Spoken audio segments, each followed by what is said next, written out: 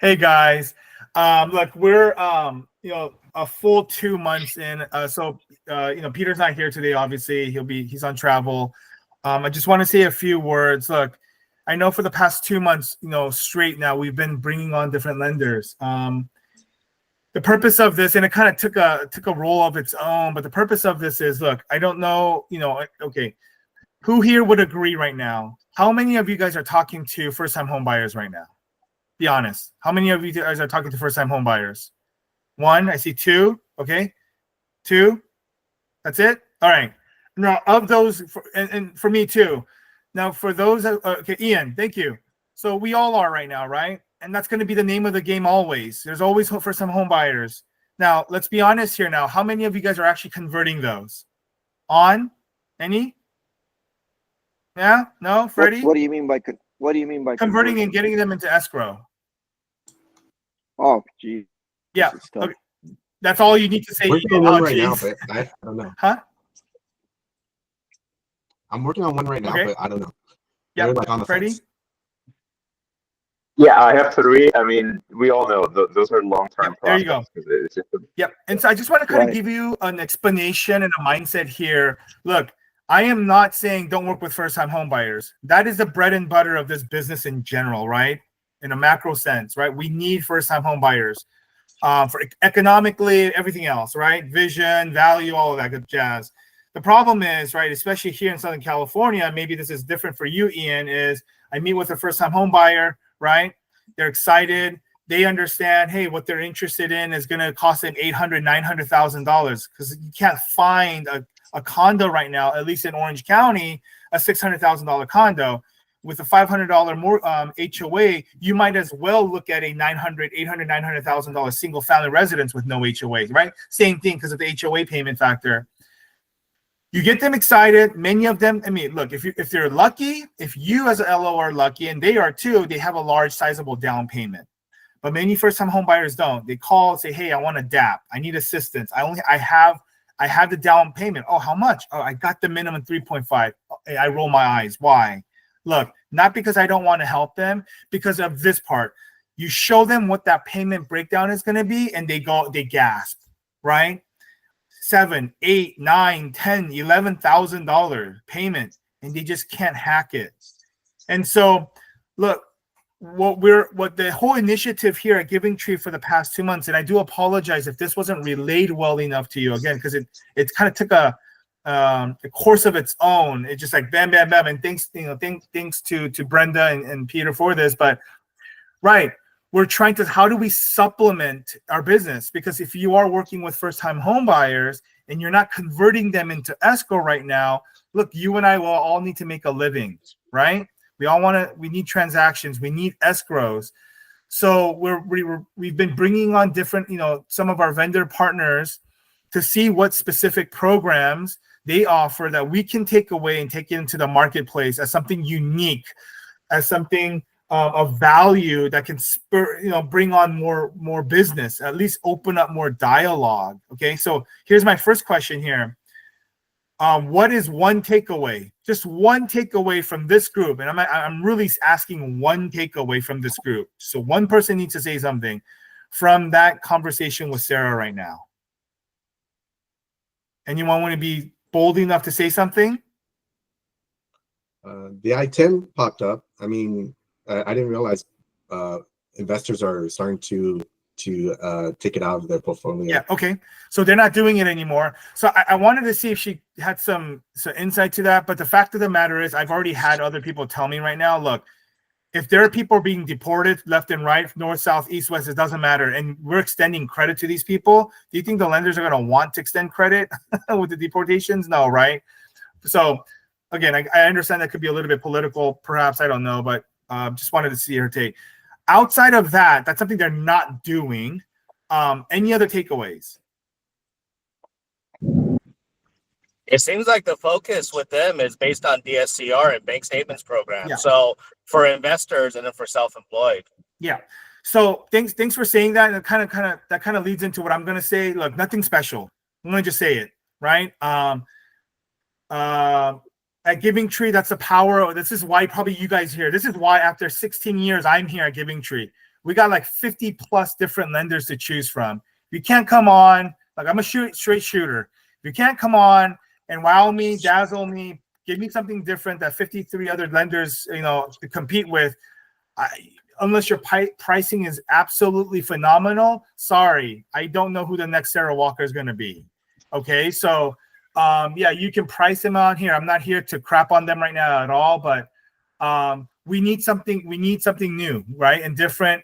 That's the whole purpose of this, guys. Look, if Home Express executes well and has good pricing, go for it, right? And I don't know that, but definitely give them a shot. But for our takeaways here today is, nothing unique right now. Okay. I think one of the things that we're going to start implementing, I didn't talk to Peter about this, but hey, right now, looking back at Carrington, Finance of America, Triad, New Res, was there a takeaway for you guys to take into the marketplace and start conversations with? There's a lot of lenders out there, guys, and brokers that offer your traditional standard bank statement program, DSCR, conventional, and that's about it. Okay.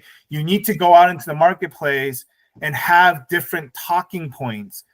I shared with my specific group, you could yell it out if you want. What percent of realtors last year did business? Can anyone take a guess outside of C and On? What percentage of realtors did business last year in the nation? Give me a percentage. Right. 2 out of 10 at the most. Pretty good. That was pretty good.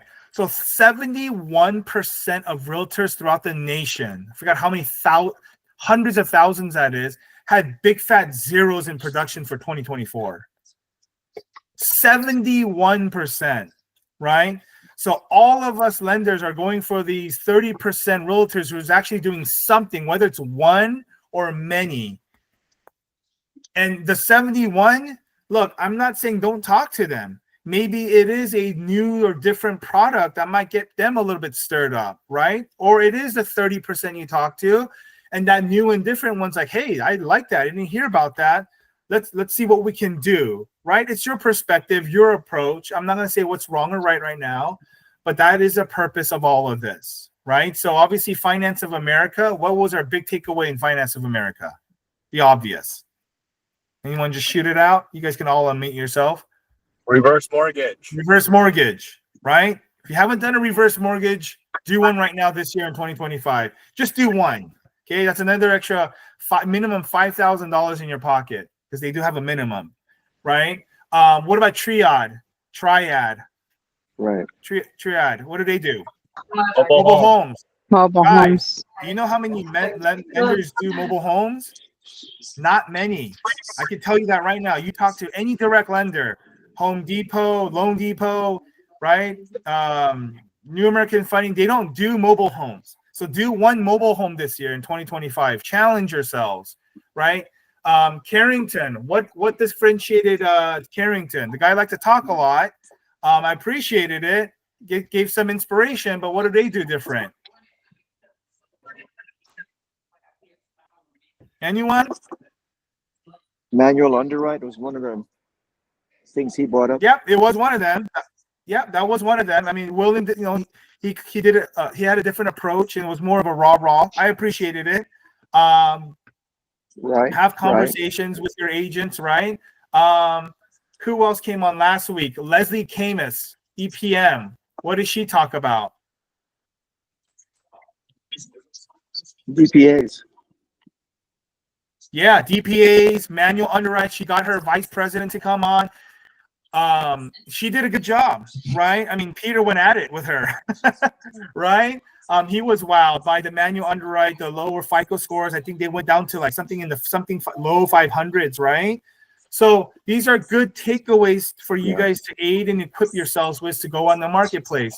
Right now, honestly speaking, okay, not to be such a hard ass here, but right now in 2025, I should expect you guys to do at least 4 more loans.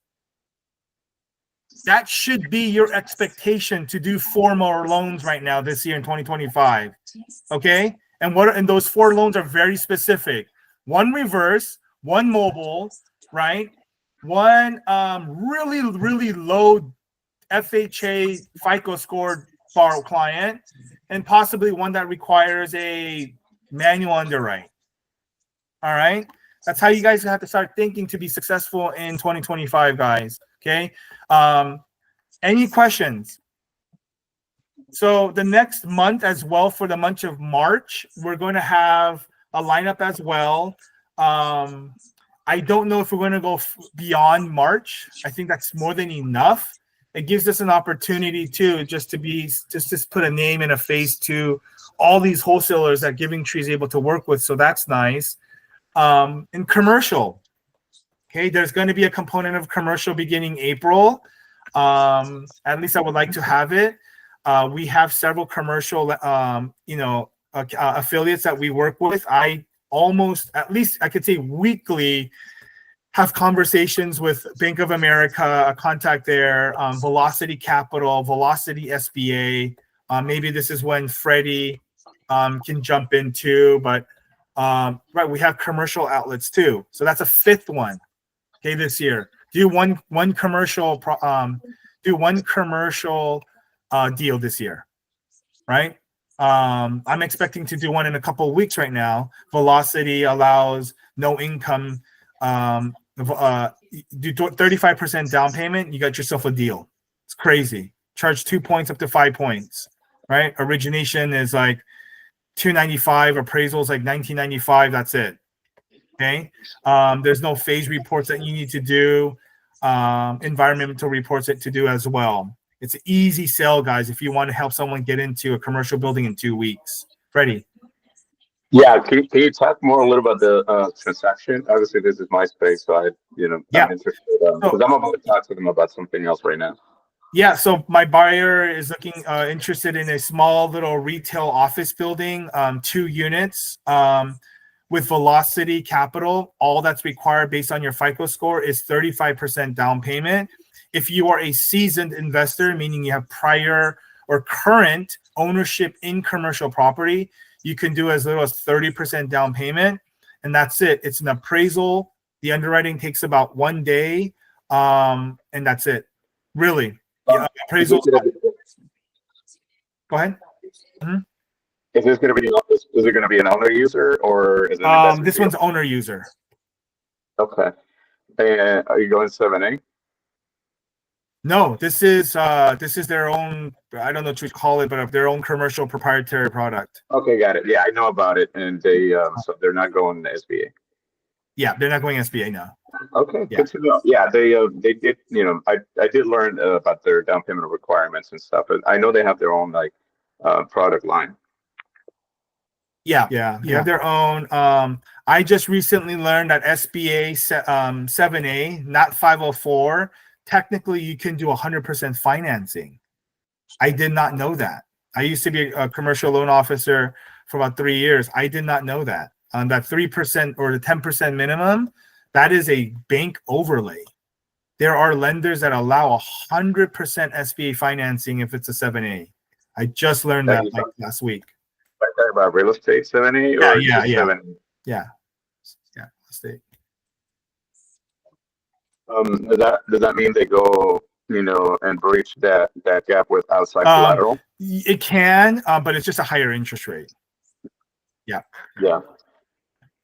So more to come on commercial. I hope you got the message loud and clear.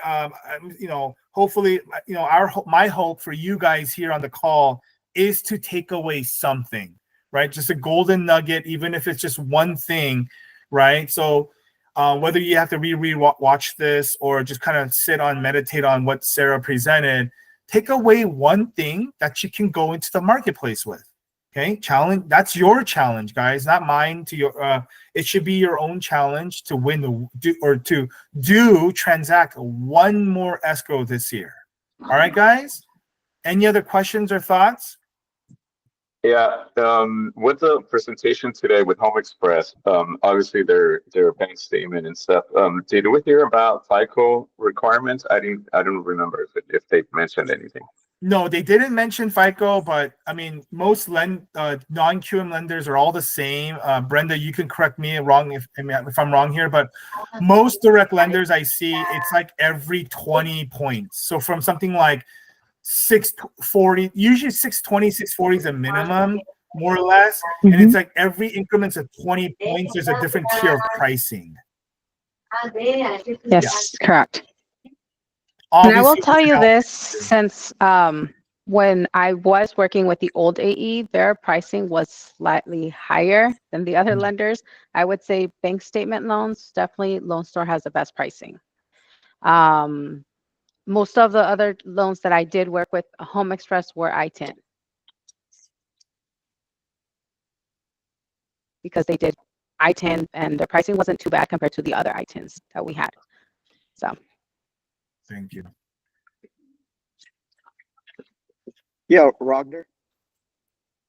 Yep, Ian. Rogner. Yes. Yeah, well, my takeaway with Sarah is that we could actually be better at presenting, our wins. It just seems like she didn't have enough. She couldn't piggyback on some of their closings as their wins and share it with us. That's my takeaway. We need to be able to share more wins with our clientele. Even maybe piggyback off of someone else's closing. Like she could have piggybacked some of their closing from another AE. So, because if you're going to rely solely on your own, it could be far in between and near zero because of the inactivity we have, generally speaking. But from GT giving lending, we have enough people that have wins, even if it's not as often as we want it. We can piggyback off of everybody's win. So what I mean by that is if we had a challenging or maybe off the beaten path loans that we close, we should share that amongst ourselves. We should make that a case study so that can be a talking point when we talk. Hey, we did this type of loan. We did that type of loan, although that's not necessarily on closing. You know what I mean? Because we need to have more stories. Ian, actually, otherwise you're gonna actually, you actually reminded me of something, and I almost forgot to end it with that. Because Peter and I actually did talk about how, just having these calls right now, like, there might be a takeaway. It's great, but kind of going back to what we used to do, we used to share wins for the week. Everyone would go around and share a win for the week. But more specifically, we wanted to designate about 5 or 10 minutes of our time to talk about a specific file. Okay. Christine was supposed to be on in a week or two. I don't know when, but she's supposed to be on and share a very big win recently. I don't remember. I apologize. But I'll rather, again, let her speak on it. But she had a very, very big win with the file. So with that being said, in the few minutes that we actually technically do still have together, I will share with you guys my win that I had 2 weeks ago. Okay. Husband and wife looking to purchase a home. They wanted to take down payment from their existing free and clear multi-million-dollar house and buy a smaller house to be literally next to their mom, who just got diagnosed with dementia in Buena Park. Okay. They live in Cerritos. They literally wanted to be next door. So they were looking at $1 million homes, and they were going to take out like 20 or 30% down payment, $200,000, $300,000 to do the down payment. And I was going to be happy, right? I was like, ooh, this is nice because I get to do a loan on a $300,000 and then finance the rest on their $1 million home. Well, what happened was they had a change of plans. And so they decided to just go with a smaller property. Okay. So they wanted to buy like a $600,000 condo. Okay. So me being the generous, altruistic guy here, I said, hey, why don't you just cash out on your $1 million home, right? And just purchase that condo in cash. That way you're going to save on the interest rate because it's a primary residence and it's under 60% LTV, right? If you guys don't know already, when your loan amount is 60% under LT or less LT, if it's a 60% or less LTV, you're almost always going to get prime pricing. Even if your FICO score is, instead of 780, it's 640. You're always going to get prime pricing. 60% or less LTV is the key. Okay. They're going to get prime pricing because, right, if they were to purchase another one, they might have had to purchase as an investment property.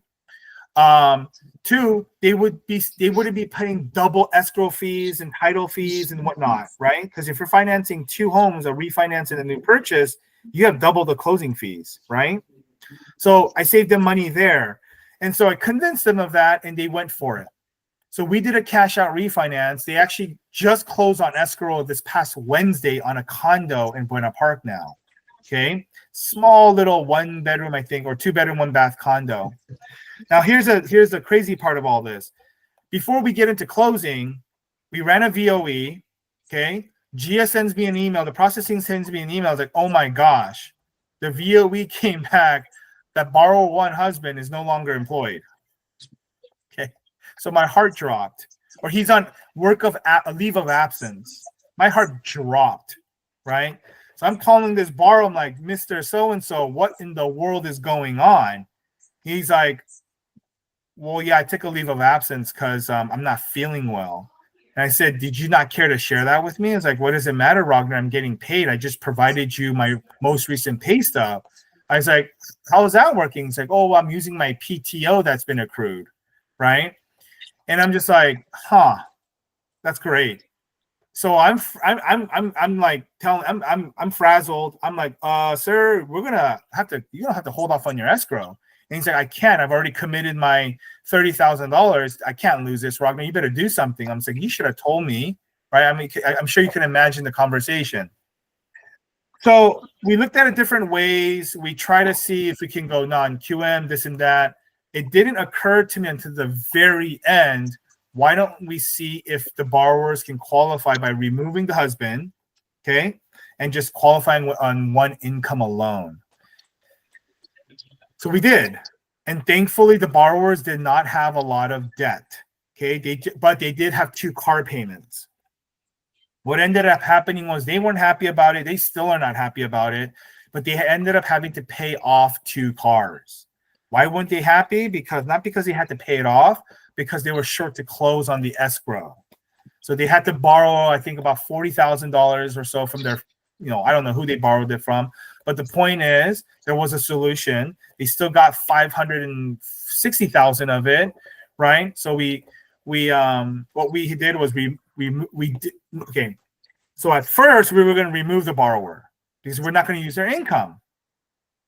But what that was going to do is that would have to redisclose the file, meaning we would have to start all over again because we would be removing the borrower from the 1003. Okay, so that affects TRID, and maybe if Brenda wants to speak on it, it affects TRID. So we would have to start the process all over again. But we had to close ASAP. So what we did was we kept the borrower on. We didn't use the income, and we just proceeded that way. Okay, by the way, loan docs were already out because the VOE was that last minute VOE. Loan docs were already out. So if we remove the borrower, we had to redraw, we disclose, we do everything. But we just kept the borrower on, put a big fat 0 on the income, paid off the 2 cars and 1 small credit card, I think it was. Their net was going to be less, but we saved the deal. Okay, fortunately, the borrowers were desperate too. If they weren't desperate, they may have canceled this. I wouldn't have gotten paid commission on it, but they were desperate because they were in a 10-day escrow, all cash. Okay, and which was ill-advised on their part. They shouldn't have done that. But that is one win that I want to share with you guys. Pick something up new that there. That explains why you aged a little bit. Yes, I have aged a lot. Gained weight and aged. Yes. Yeah. I have many more of these to share. Every one of my files are just troublesome files right now. I tell you, Ragnar. Yeah. I'm qualifying borrowers, and it's almost like, how can you get excited? Because, you're talking to a first-time buyer and they barely have enough money to scrape, and you try to be excited for them. And it's hard to keep that energy, right? So, I just want to share, my vulnerability also, where I qualify people, talk to them for an hour. Just yesterday I qualified 2 more, and I know it's going to be a long shot. right? So the psyche is how do you maintain being upbeat and excited, right? But it's just the nature of the game. You know, however way you're either producing or not, you got to stay excited. You got to be hopeful because this is our chosen profession. I know it's a tough market right now with a higher interest rate, but I myself fall into that trap where I go, oh, here we go again. Yeah. You know, I'm going to talk to somebody. It may not lead to something, especially immediately.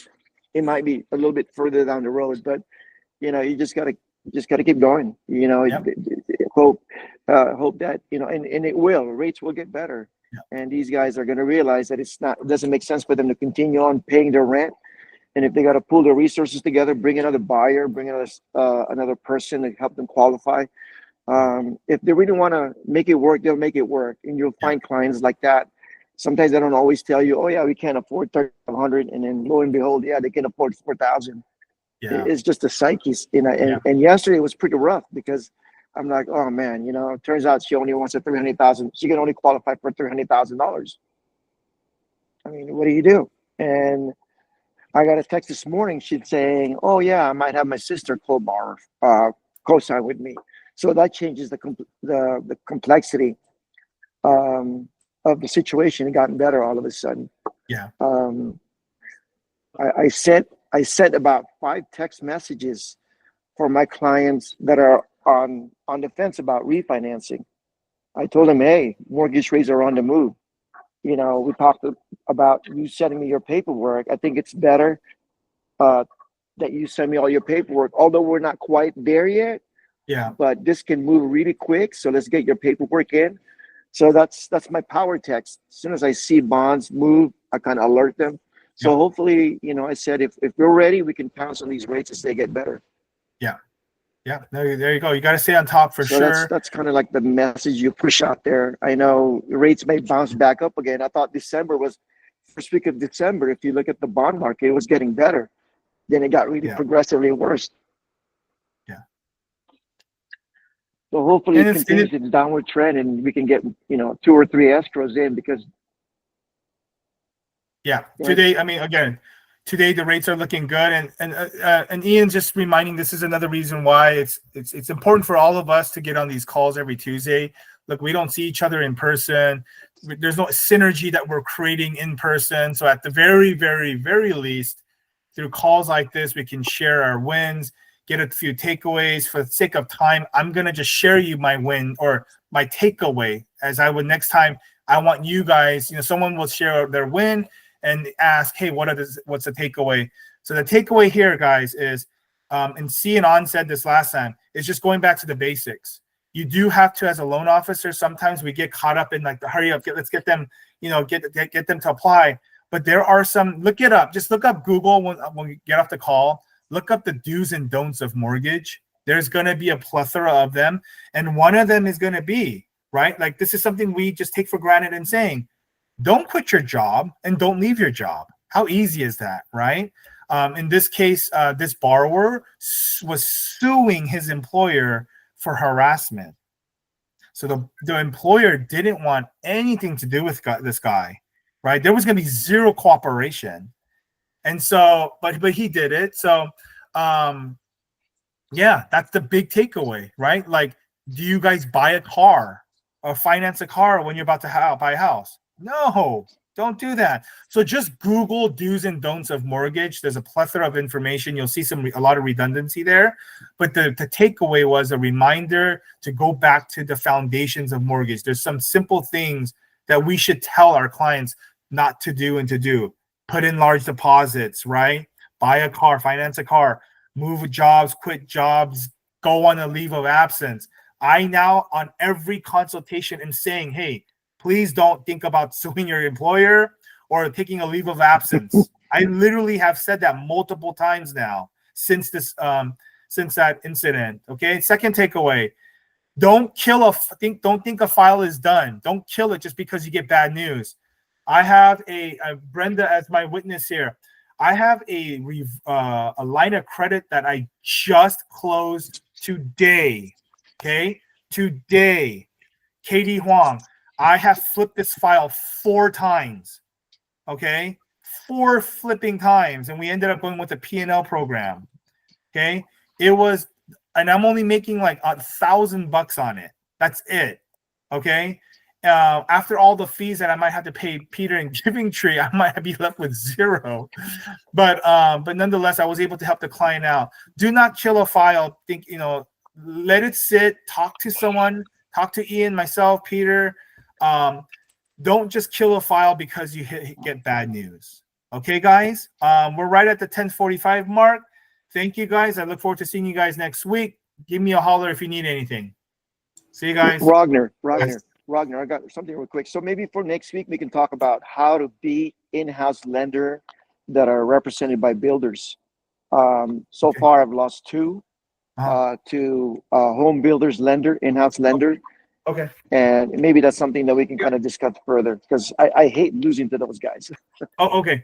That being said, then Brenda, I actually don't see that we have anyone lined up for this coming, unless it's old, but for next week, the 4th. Well, I was trying to reschedule Oh, okay. the one from Michaela, yes, Okay, gotcha. from New Res. Okay. But she hasn't responded, Uh-huh. so I can reschedule her till the last week of March, since No, then we'll can- see if don't she know. can. See if she can, and if she can't, we'll go ahead and do it. But either way, we'll cover that, Ian. So we'll give Michaela like 20 minutes to talk, and then we'll just cover the builder problem. Mhm. Yes, sir. But if you can put that in the schedule, then we'll talk about competing with builder lenders. That's a Okay. good one. Okay. Thank you, guys. And Ron, just to close out, the part where I think it's a big takeaway for me, and I'm just being selfish because I'm new, is the deal talk. That's really a good practice I had with the previous team, and believe me, there's a lot of benefit with that. If we could have a structure built into every Tuesday call, that would be awesome. And what is this specific again? It's just we used to call it the deal talk. Deal In other talk. words, it's like just sharing a deal, specifically breaking it down just in a Gotcha. structured way. Yeah. Talking about guidelines, talking about the scenario, the story. I think that really helps to a lot of people. I'm just obviously speaking for myself, but I think it's a good practice. Good job on that. Yeah, no, I appreciate it, and thank you. Yeah, thank you for the affirmation there. We'll definitely make that a little bit more formal. Awesome. Thank you. Awesome. Hey, thank you guys. Thank you for the feedback too. Have a great week. Bye-bye.